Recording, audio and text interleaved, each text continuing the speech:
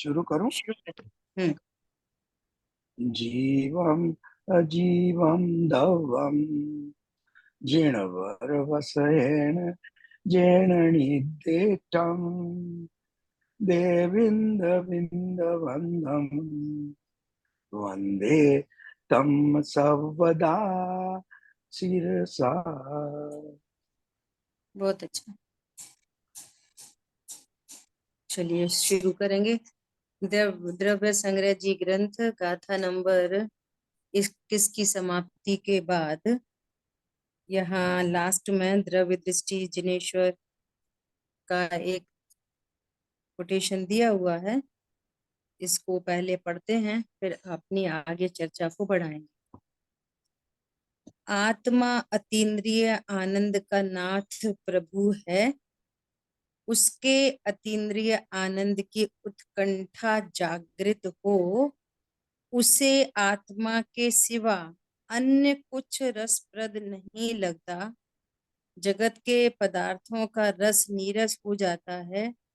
संसार के राग का रस उड़ जाता है।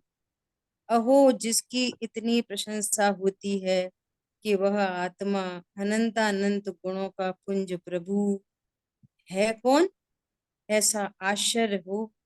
उसकी लगन लगे, उसकी धुन चढ़े, उसे आत्मा मिलेगा ही। नहीं मिले ऐसा हो ही नहीं सकता। जितना कारण दे उतना कार्य आता है। कारण दिए बिना कार्य नहीं आता। कारण में कचास होने से कार्य नहीं आता।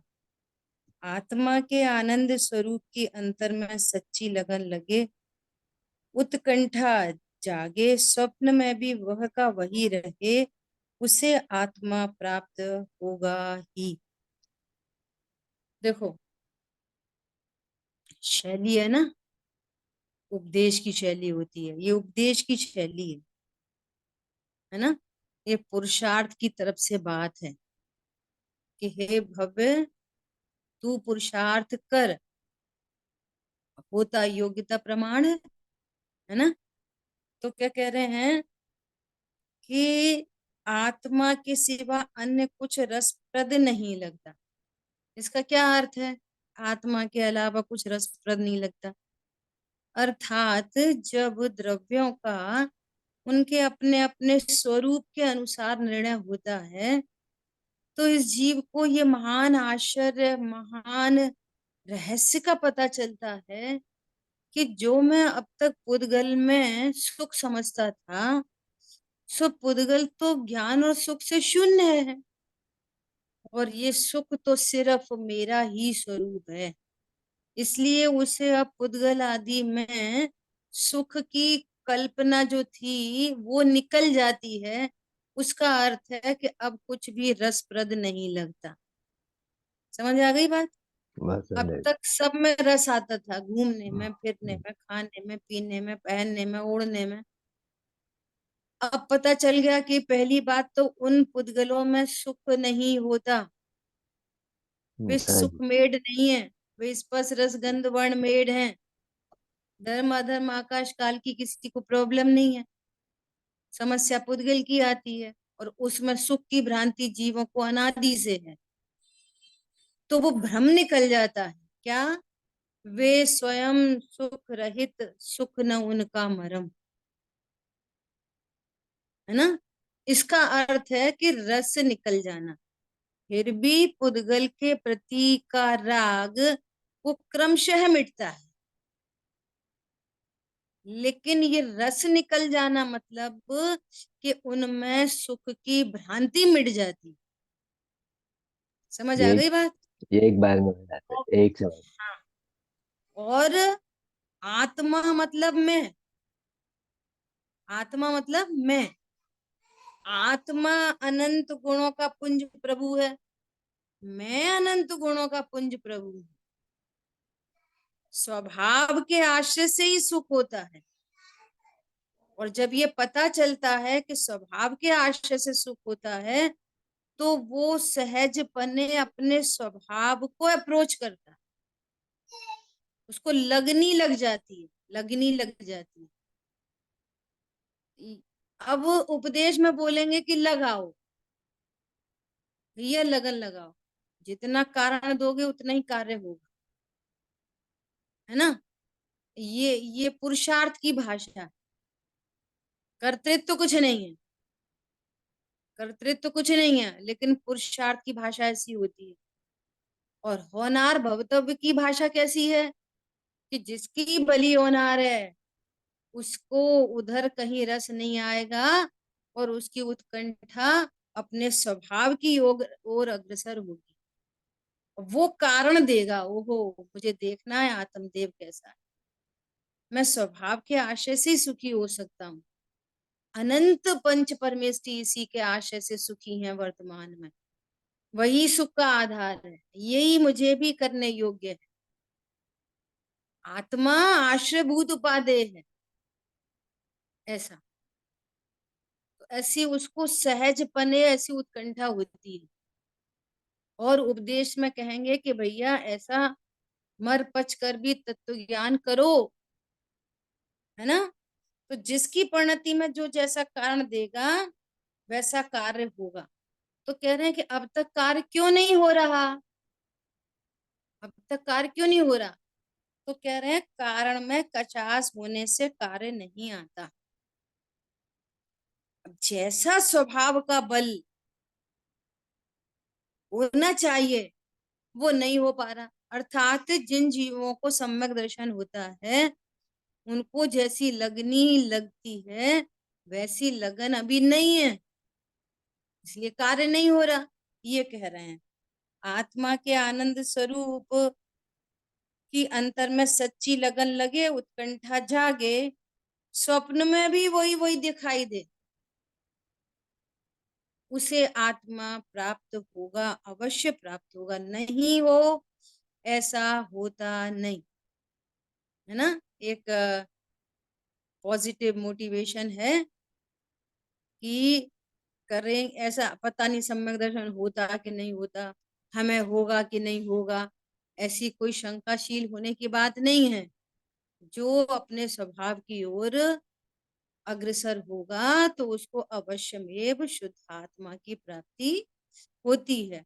अब ये भी सेकंड अप्रोच से बात, शुद्ध आत्मा की प्राप्ति होती है, अरे मैं ही तो शुद्ध आत्मा हूँ, बस मैं अपने को जानता नहीं हूँ इसलिए अप्राप्ति है, जाना तो प्राप्ति हो जाएगी, यही प्राप्ति है। इसको ही कहते हैं शुद्ध आत्मा की प्राप्ति होती ही है। मतलब वो ज्ञान अपने को मैं देह आदि नहीं, मैं आत्मा हूँ, मैं शुद्ध आत्मा हूँ, ऐसा जानती। ठीक है, इस तरह से अपन ने ये देखा द्रव्य दृष्टि जिनेश्वर का। ठीक है, अभी अपने को गाथा नंबर 22 पर स्वाध्याय करना है। उससे पहले शांति भाई के कल के 2 प्रश्न। आज मेरी आदरणीय अवैजी भाई साहब और प्रकाश जी छावड़ा दोनों से मेरी आज चर्चा हुई अपने कल के प्रश्न को लेके, कि जो एक शुद्ध पुद्गल परमाणु है तो उसकी स्पर्श गुण की पर्याय, रस गुण की पर्याय, गंध, वर्ण, है ना। आगम में कहा है कि रस गुण की कितनी पर्याय होती है, रस गुण की बोलो। रस की 5 है ना, हम्म खट्टा मीठा तीखा चटपटा कसाइला, ऐसा कुछ 5 है। है ना, 5। अभी स्पर्श की 8 पर्याय, गंध की 2 पर्याय, वर्ण की 5 पर्याय, है ना, ऐसा। 20। तो सारे ही शुद्ध पुद्गल परमाणु तो एक ही प्रकार के होने चाहिए, तो फिर उनमें ये अनेक अनेक प्रकार की पर्याय कैसे घटित होंगी। तो दोनों ने एक ही समाधान दिया कि एक ही शुद्ध पुद्गल परमाणु की स्पर्श गुण की एक समय में तो एक ही होगी, पर अनेक समयों में एक ही शुद्ध पुद्गल परमाणु की उसी की कभी सफेद, उसी की कभी काली, उसी की हरी, उसी की नीली, उसी की पीली। समझ में आ रही है। एक शुद्ध पुद्गल परमाणु की ही पर्याय अनेक समयों में अनेक प्रकार की होंगी। उसी की रश्मि की पर्याय अनेक समयों में अनेक प्रकार की होंगी। एक शुद्ध पुद्गल परमाणु, समझ आ गई बात? तो वो स्कंद की और बात दीदी नहीं है। आपने, अच्छा आपने शुरू में दो जनों से बात की थी, बताया, एक तो प्रकाश जी और दूसरा कौन?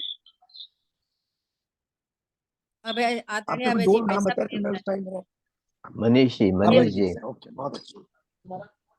ओ मनीष जी मेरिट वाले, हाँ।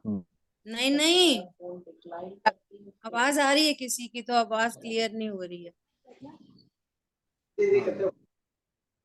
म्यूट कर लीजिए, सबके फोन म्यूट कर दो। शांति भाई, आपके यहाँ से 2 फोन आ रहे थे। अभय जी भाई साहब देवलाली और प्रकाश जी छाबड़ा इंदौर, हाँ जी, थैंक यू, दोनों से ओके। बात हुई और दोनों ने एक ही समाधान दिया।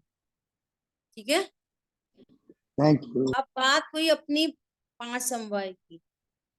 आपने लास्ट क्लास में प्रश्न किया 5 समवाय से, तो 4 समवाय तो उपादान रूप है और एक समवाय निमित्त रूप से है ना? और जो निमित्त है वो परद्रव्य की पर्याय है। तो 4 समवाय में काल लब्धि, काल लब्धि उसी उपादान की है। यही बात तो चल ही रही थी। क्या बात चल रही थी कि जिस द्रव्य में जो पर्याय उत्पन्न होती है वही उस द्रव्य का स्वकाल है। सम्यक दर्शन स्वकाल में उत्पन्न होता है, मिथ्या दर्शन की पर्याय स्वकाल में चल रही है। वीतरागता की पर्याय स्वकाल में होती है, शुभ भाव स्वकाल में होता है, पर्टिकुलर ज्ञेयाकार स्वकाल है, वो ज्ञान की पर्याय का स्वकाल है, श्रद्धा की पर्याय का स्वकाल है, चारित्र की पर्याय का स्वकाल है। प्रत्येक पर्याय का अपना अपना स्वकाल है। लेकिन इस स्वकाल को समझने के लिए हम परकाल की तरफ से चर्चा करते हैं। क्या चर्चा करते हैं? कि वो सम्यक दर्शन हुआ कितने बजे? 4 बजे। तुमने परकाल सापेक्ष चर्चा की, लेकिन वो जीव की ही उपादानगत योग्यता है उस समय की, वो जीव का स्वकाल है। जो 5 समवाय में काल लब्धि है वो उपादान रूप उसी जीव के परिणमन का स्वकाल है, और परकाल सापेक्ष कथन करते हैं। समझ आ गई बात? इसलिए तो कह रहे हैं कि परकाल है। कोई पर कोई परकाल 4 बजे सम्यक दर्शन हुआ तो 4 बजे ने सम्यक दर्शन नहीं कराया। जीव की अपनी उपादान शक्ति से स्वभाव सन्मुख होती हुई पर्याय स्वभाव में ढलती हुई 4 बजे सम्यक दर्शन प्रकट हुआ। तो वो उसका उपादान कारण वो द्रव्य है।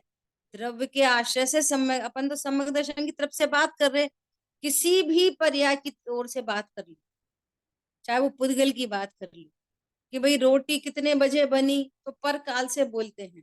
फिर आटा से वो उसका लोई रूप हुआ, फिर वो बेला गया, फिर वो सेकी गई। तो वो प्रत्येक पर्याय रूप से परिणमन करता हुआ द्रव्य वो उस पर्याय का स्वकाल है, वो उपादान रूप है।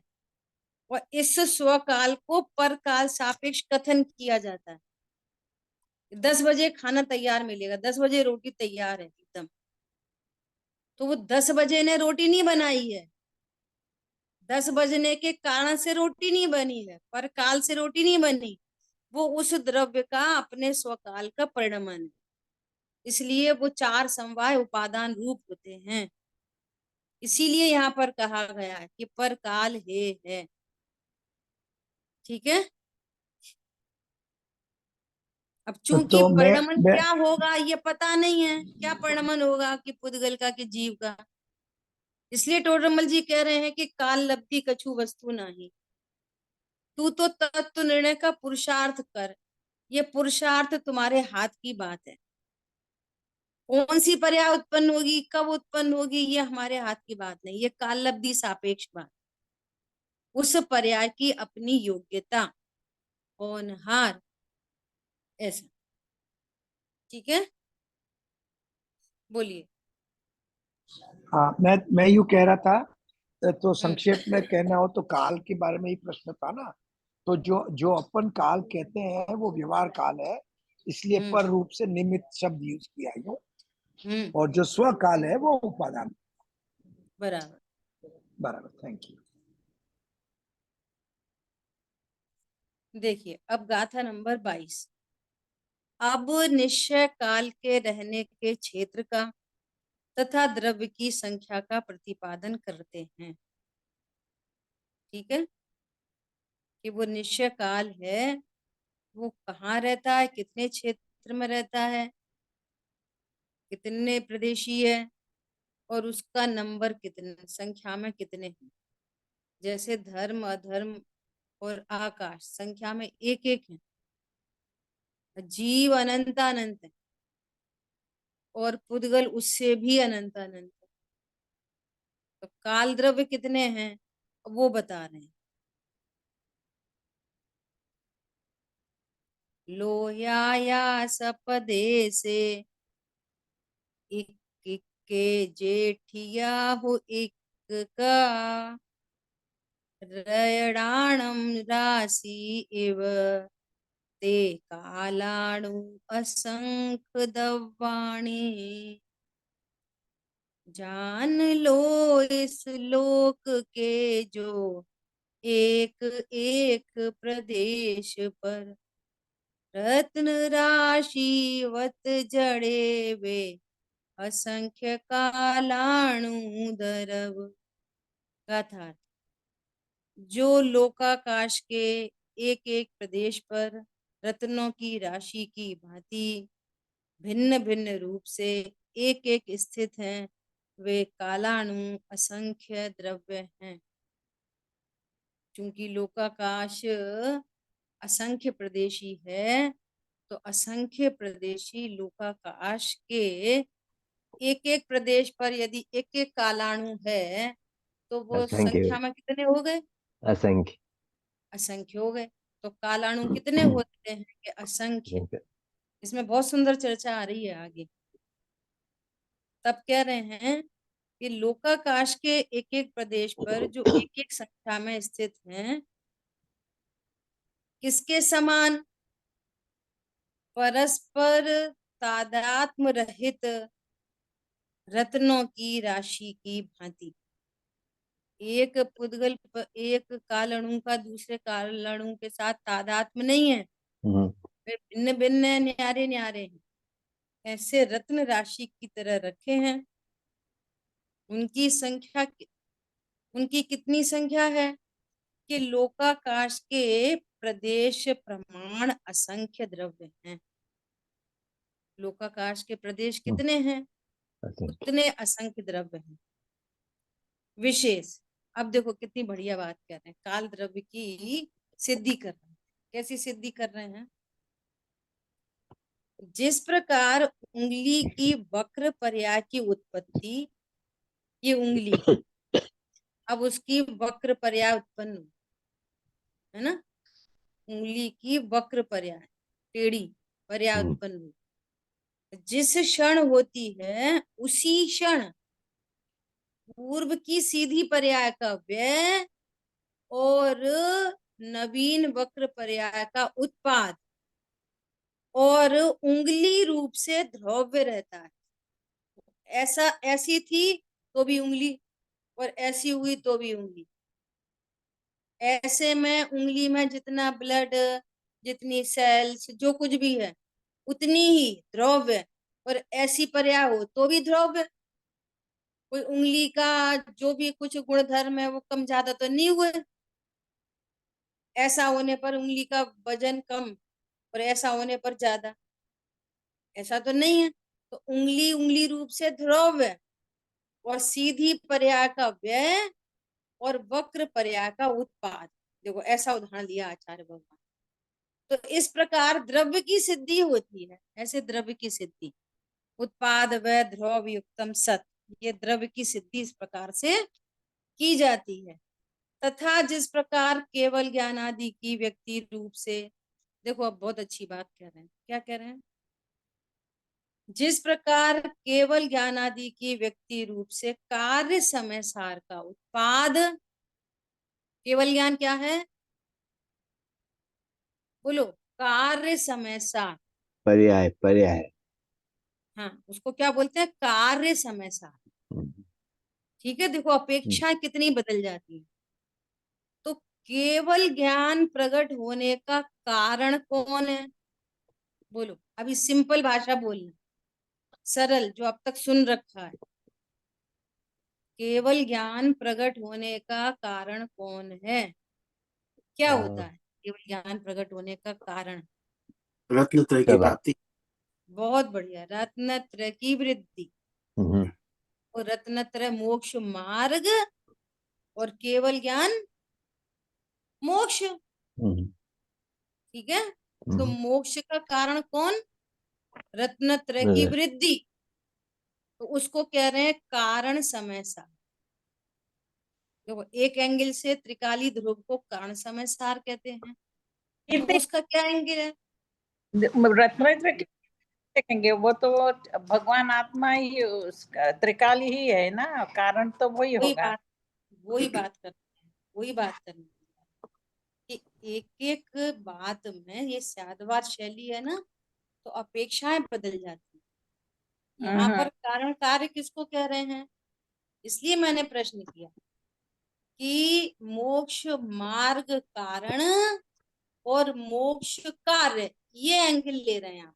अच्छा, मोक्ष मार्ग कारण और मोक्ष कार्य, और उन दोनों का कारण कौन, कारण का भी कारण कौन, तो त्रिकाली शुद्ध त्रिकाली आत्मा। भगवान आत्मा, शुद्ध आत्मा। तो कभी अपेक्षाओं में ऐसा मिलेगा कि शुद्ध आत्मा कारण समय सार नियम सार जी में सब जगह मिलेगी ये वाली बात, कारण समय सार, और रत्नत्रय कोई कार्य समय सार कह दें,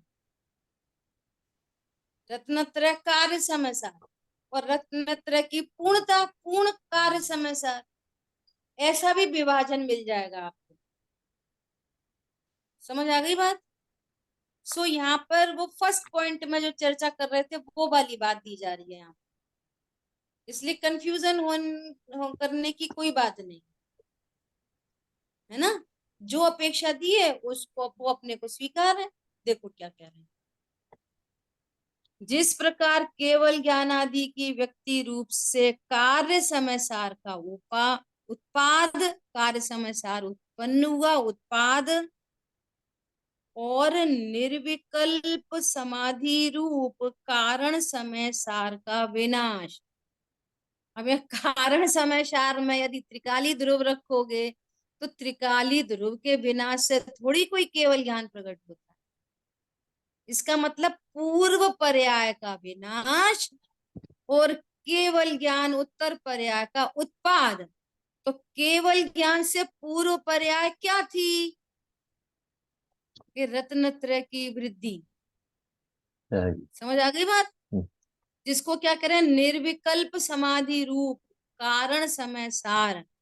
तो वो निर्विकल्प समाधि रूप कौन है, अब अपन अपना यहाँ से पे नाम रख दो, कौन है वो, छपक श्रेणी आरोहण, निर्विकल्प समाधि में मुनिराज, कोई भार में कोई विकल्प नहीं, परिणाम स्वभाव सन्मुख, और अंतर्मूर्त के लिए उस स्वभाव सन्मुख रह गया छपक श्रेणी आरोहण।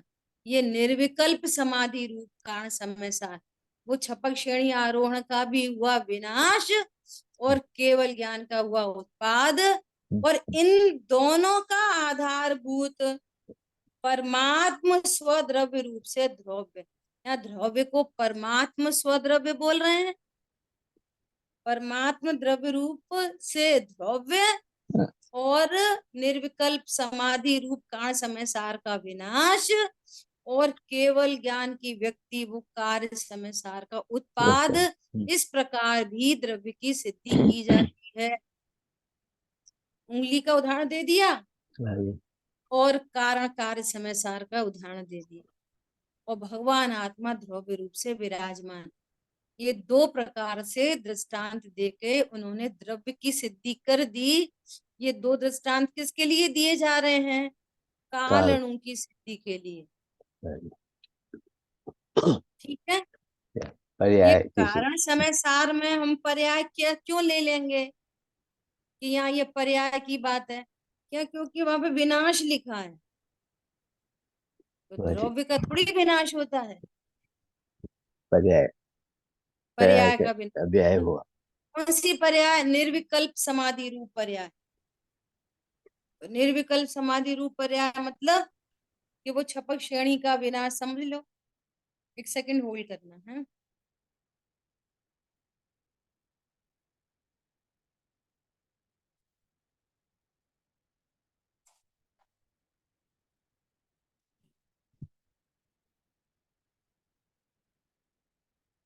समझ आई बात? ऐसा तो अभी क्या कह रहे हैं वापस से? काल अणु की सिद्धि के लिए क्या बात चल रही है? उसी प्रकार काल अणु रूप उपादान कारण से उत्पन्न हुए जो वर्तमान समय का उत्पाद है, वही भूतकाल के समय की अपेक्षा से विनाश है, और उन दोनों के आधारभूत काल अणु द्रव्य रूप से द्रव्य है। इस प्रकार उत्पाद व्यय और द्रव्यात्मक काल द्रव्य की सिद्धि है। यदि अपन व्यवहार काल से बात करें तो बोलेंगे मंडे का विनाश और ट्यूसडे का उत्पाद। हो रहा है कि नहीं हो रहा? बोलो। 1 बजे का व्यय, 2 बजे का उत्पाद। हो रहा है। पूर्व की 1 मिनट का व्यय, दूसरी मिनट का उत्पाद। 1 सेकंड का व्यय, दूसरी सेकंड का उत्पाद। पूर्व के समय का व्यय और उत्तर समय का उत्पाद। ऐसे उत्पाद व्यय व्यवहार काल से देख लो या उसकी पर्याय एक समय की पर्याय से देख लो, तो यहाँ उत्पाद व्यय ऐसा पर्याय और इसका एक कोई द्रव्य रूप से रहने वाला काल द्रव्य है। इस प्रकार से काल द्रव्य की सिद्धि होती है। ठीक है, अब देखो शंका उठाई है। क्या शंका उठाई है? लोकाकाश के बाह्य भाग में काल अणु द्रव्य का अभाव होने से आकाश द्रव्य का परिणमन अलोकाकाश में किस प्रकार होता है? आप कहते हो कि काल अणु वर्तना हेतु तो है, अन्य द्रव्यों के परिणमन में निमित्त है। तो लोकाकाश के बाहर तो कोई काल अणु नहीं है, तो वहां अलोकाकाश में जो आकाश द्रव्य है उसका परिणमन कैसे होगा? तो उसका समाधान कर रहे हैं। क्या समाधान कर रहे हैं? आकाश अखंड द्रव्य होने से जिस प्रकार कुम्हार के चाक के एक भाग में लकड़ी की प्रेरणा करने पर पूरा चाक भ्रमण करता है, तथा स्पर्श इंद्रिय के विषय का एक भाग में मनोहर अनुभव करने से समस्त शरीर में सुख का अनुभव होता है, उसी प्रकार लोकाकाश में रहे हुए काल अणु द्रव्य का आकाश के एक भाग में स्थित होने पर भी संपूर्ण आकाश में परिणमन होता है। 2 एग्जाम्पल दे दिए कि जैसे वो चाक होता है ना पूरा गोल, उस चाक के ऊपर घड़ा बनता है ना, तो वो लकड़ी से चाक को इधर घुमाया जाता है, एक साइड में, 1 साइडेड। तो घुमाते हैं एक तरफ और घूमता है पूरा चाक, तो उधर के चाक को तो हमने घुमाया नहीं, तो उधर का क्यों घूम रहा है? क्योंकि वो एक अखंड है ना, तो किसी भी एक साइड से घुमाएंगे तो परिणमन पूरे में होगा।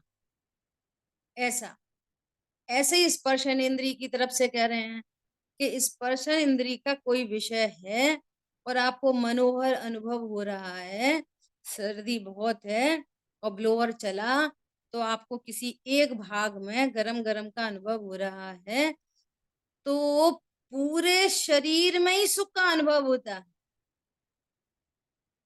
ठीक है, हाँ जी। ऐसा। तो इस प्रकार से लोकाकाश में रहे हुए जो कालणु हैं वे आकाश द्रव्य के परिणमन में निमित्त हैं।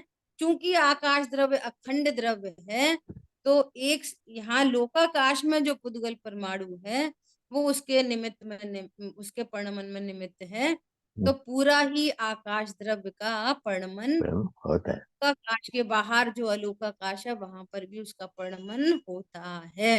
हाँ जी। अब देखो आगे बहुत अच्छी फिर और शंकाएं उठा रहे हैं। काल द्रव्य शेष अन्य द्रव्यों के परिणमन को सहकारी कारण होता है। तो काल द्रव्य के परिणमन में सहकारी कारण कौन होता है? देखो, जो जिसका स्वभाव है तो स्वभाव तो स्वाधीन होता है, स्वभाव में निमित्त की आवश्यकता नहीं होती। जो जिसका स्वभाव है, जैसे मान लिया अग्नि उष्ण है तो वो उसका स्वभाव है, बाई बाई नेचर। तो जो उसका स्वभाव है उसमें किस निमित्त की आवश्यकता पड़ेगी? जरूरत नहीं। कि अग्नि किसी अन्य के कारण उष्ण है, तो जो अन्य के कारण हो तो फिर वो स्वभावी क्या होगा जिसमें अन्य के कारण की जरूरत पड़ेगी। पानी का स्वभाव गर्म नहीं है, पानी का स्वभाव शीतल है। तो पानी शीतल क्यों है कि स्वभाव से, लेकिन यदि पानी गर्म दिख रहा है तो गर्मी के लिए अग्नि का निमित्त चाहिए, हाँ जी। गर्मी के लिए अग्नि का निमित्त चाहिए, शीतलता के लिए निमित्त नहीं चाहिए। अग्नि को उष्णता के लिए किसी का निमित्त नहीं चाहिए। ऐसे ही काल द्रव्य अन्य द्रव्यों के परिणमन में निमित्त है, लेकिन काल द्रव्य के परिणमन में कौन निमित्त है? कि वो स्वभाव है। स्वयं ही वर्तना हेतु तो है, हाँ। तो उसके परिणमन में कौन निमित्त है? जो जो उसका उपादान गुण है। ऐसे ज्ञान की तरफ से ले लो, है ना, नहीं। कि जानने में कौन निमित्त है? जानना तो मेरा स्वभाव है, सब। हाँ जी। मैं स्वभाव से ही जानता हूं। कषाय के लिए परद्रव्य की आवश्यकता है, कि जानने के लिए किसकी आवश्यकता है? जैसे ज्ञान है ना, ज्ञान हाँ जी। वो स्व को भी जानता है, पर को भी जानता है। तो पर को जानने के लिए एक बार को पर गे रूप से निमित्त है, लेकिन स्व को जानने के लिए कौन निमित्त है? कोई मेरा स्वभाव। तो स्वभाव में सहकारी पने की जरूरत नहीं होती कहीं भी किसी भी जगह। तो यह समाधान दे रहे हैं। जिस प्रकार आकाश द्रव्य, देखो अन्य द्रव्य का उदाहरण देके बता रहे हैं। जिस प्रकार आकाश द्रव्य अन्य द्रव्यों का आधार है और अपना भी आधार है, उसी प्रकार काल द्रव्य भी अन्य द्रव्यों के परिणमन में सहकारी कारण है और अपने परिणमन में भी सहकारी कारण है। यहाँ शब्द लिखा है सहकारी कारण। वास्तव में अपने खुद के लिए क्या है सहकारी, और अपने घर में भी हमारा कोई सहकारी कारण है। हम अपने घर में तो स्वाधीन है, वो तो नेचर है। ऐसा शंका, जिस प्रकार काल द्रव्य अपने परिणमन में उपादान कारण है और सहकारी कारण भी है, उसी प्रकार सब द्रव्य भी अपने अपने परिणमन में उपादान और सहकारी कारण हो गए। उन द्रव्यों के परिणमन में काल द्रव्य का अब क्या प्रयोजन है? समझ आ गई बात? देखो वो सहकारी वाली बात थोड़ी ऐसी है, क्या बोल रहे हैं कि जैसे काल अणु है वो पर के परिणमन में भी सहायक है और अपने परिणमन में भी सहायक है, तो बाकी जो द्रव्य हैं वे भी अपना परिणमन खुद कर लेंगे। तो अब काल द्रव्य का क्या प्रयोजन रहा? अब क्या बोल रहे हैं, ऐसा नहीं है। क्यों नहीं है ऐसा? अब सुनो, बहुत बढ़िया चर्चा है। यदि अपने से भिन्न सहकारी कारण का प्रयोजन न हो तो सर्व द्रव्यों के सामान्य गति स्थिति अवगाहना के विषय में सहकारी कारणभूत धर्म अधर्म और आकाश द्रव्य का भी कोई प्रयोजन न रहे। गति करते हुए जीव और पुद्गलों को धर्म द्रव्य निमित्त है, तो वे खुद ही गति कर लेते हैं ना, फिर धर्म द्रव्य की क्या जरूरत है? प्रत्येक द्रव्य का अपना अपना स्व क्षेत्र है, फिर आकाश द्रव्य की क्या जरूरत है? अधर्म द्रव्य की क्या है? वो हम तो स्वयं ही स्थित हुए, तो स्थिति में अधर्म द्रव्य निमित्त है, तो हम तो स्वयं ही अपने से परिणमन करते हैं, तो काल द्रव्य उसमें निमित्त है, तो काल द्रव्य की क्या जरूरत है? तो फिर किसी की भी जरूरत नहीं है, धर्म धर्म आकाश काल कोई की जरूरत नहीं है, बात ही पूरी खत्म हो गई। अब देखो, काल द्रव्य की सिद्धि में इतनी ताकत लग रही है, धर्म अधर्म आकाश को तो स्वीकार कर लेते हैं, काल द्रव्य की स्वीकृति में क्यों प्रॉब्लम हो रही है? नंबर एक। नंबर दूसरी बात कि यदि ये कहते हो कि काल द्रव्य की क्या जरूरत है, तो यही की यही बात यदि अपने स्वरूप में लागू पड़ जाए तो फटाफट सम्यक दर्शन हो जाए। जब मैं स्वयं ही सुख स्वरूप हूं तो मुझे पुद्गल आदि की क्या जरूरत है? ये यहाँ पे लगा लो ना, ये वाला हेतु। क्या कहा? जब पुद्गल में सुख नहीं है, 10 20 50 साल से चीख चीख के एक एक ग्रंथ में, हर ग्रंथ में यही यही वाली बात, हर गाथा में यही वाली बात, हर टीका में यही वाली बात, हर पूजा में यही वाली बात कि पुद्गल से सुखी नहीं होते, फिर ये वाली बात क्यों नहीं आती कि फिर पुद्गल की क्या जरूरत है? समझ में आ रही है बात? ऐसी कौन सी गाथा टीका है जो ये कहती है कि पर से सुख होता है? वे स्वयं सुख रहित सुख न उनका मरम, मैं स्वयं सुख रहित सुख सहित सुख ही मेरा धर्म। अब पर की क्या आवश्यकता पड़ रही है? बोलो। ये द्रव्य गुण पर्याय का स्वरूप समझना कितनी अलौकिक अलौकिक अलौकिक बात है। बोलो। दो द्रव्यों में अत्यंत अभाव है, फिर ये वाली बात समझ में नहीं आती है। दो द्रव्यों में अत्यंत अभाव है, एक द्रव्य दूसरे द्रव्य का कुछ नहीं कर सकता। बार बार सुनते हैं, समझते हैं, पढ़ते हैं, फिर भी दोषारोपण की वृत्ति नहीं मिटती।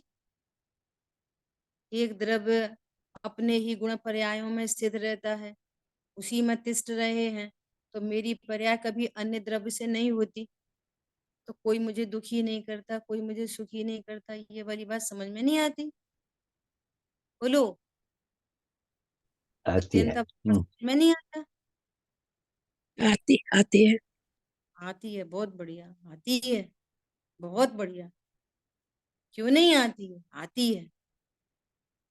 ऐसा यहाँ पर कह रहे हैं कि यदि तुम ऐसा कहते हो तो फिर किसी का प्रयोजन नहीं रहा, फिर निमित्त नैमित्तिक संबंध की समाप्ति हो गई। एक दूसरे में कुछ न करते हुए भी घनिष्ठ निमित्त नैमित्तिक संबंध होने पर एक दूसरे पर उपकार करते हैं, एक दूसरे पर उपकार करते हैं। छह के छह द्रव्य एक दूसरे पर उपकार करते हैं, सब एक दूसरे के निमित्त बने रहते हैं, पर कोई किसी को डिस्टर्ब नहीं करता। हमें चलने का मन है तो धर्म द्रव्य उपस्थित है, चलो भाई हम सहकारी हैं।